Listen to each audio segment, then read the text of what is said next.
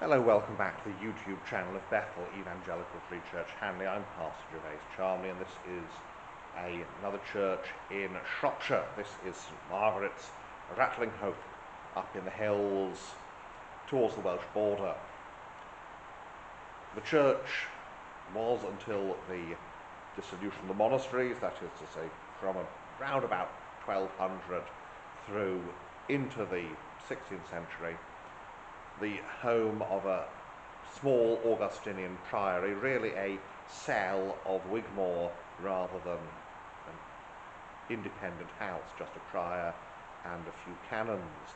But of course it was very useful for the donor, that being Walter Corbett, who first of all they would say masses for his soul, but also having monks here would have been something of a protection in Welsh raids. When the Welsh would come over the border, they would usually spare the monasteries. It's a small church. It was rebuilt, or very largely rebuilt, in the 17th century. The door bears a date in the 1620s and has of course been restored and beautified in the 19th. So we'll have a look around the inside of this little church and then go outside as we normally do. So let's do that. As usual, then we start at the west end, and you can see this is a tiny little building, single cell. There's a slight distinction between nave and chancel, but nothing really obvious. The font is very plain. Here's a medieval bowl. And we can tell this, there we go, there's the bowl. You can tell this because you can see that repair where part of the locking mechanism has been removed. In the Middle Ages, fonts were kept filled all the time, which is one of the reasons why they have a cover, but the other reason they had a cover was that water from the font was holy water, and therefore superstitious practices, people believed it could be used in magic for various things, and so they were kept locked to make sure people didn't pinch the water to do things they say didn't oughter with them. And so here we are, looking east. We have here the Roll of Honour, first of all, for the First World War, the Great War, 1914-1919. And as usual, they are put in the list of, they're put in order of rank. And so we have Lieutenant Hugh de Lacy Hulton Harrop at the top. It's got the office at the top rather, and then followed by the NCOs and finally the private soldiers. But although there are so many men who went out, only 2 were actually killed, and they are listed here. Lieutenant Hugh de Lacy Hulton Harrop and a BDR Ernest Pugh. I believe BDR would be Bombardier. And he would be at this point, but he would be an NCO, non-commissioned officer. We have, appropriately, the Good Shepherd. This, of course, is sheep farming country. And we have the Second World War memorial. Only 1 man killed in the Second World War. But here we have also listed the women who served in the Women's Auxiliary Air Force. Olive Cowell and Nora Edwards, and Edward Barnett, who laboured in the coal mines, because of course coal mining was a reserved occupation, and in fact it was necessary for industry. So we have priest stall here. There is no pulpit, there is just this lectern attached to the priest stall, and then we have the altar and reredos, and the little chamber organ, which is just about right for this building. The table is actually from the 1840s. Behind it we have this rather nice alabaster and marble reredos, and we have a cross with the letters well, it's Jesus Christ. In other words, it is the Greek Jesus Christ. The panelling here is actually made from the old box pews, and you can just see in a few places where the hinges were. We have here Mother and Child, Madonna and Child window, the Scott window, and the east window here, the boy Christ in the temple. So turn slowly around so we can see looking west. And here we see the organ. So there we are looking west, and being sure to trip over the very beautiful 1991 kneelers. So that's the inside here at Ratlinghope. Let's go outside then.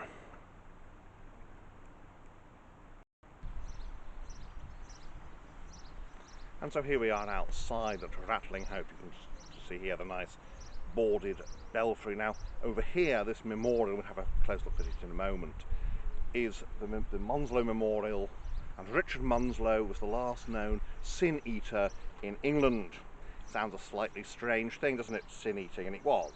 It was a custom, somewhat superstitious, that existed in many parts of rural England, but the last known sin eater was here.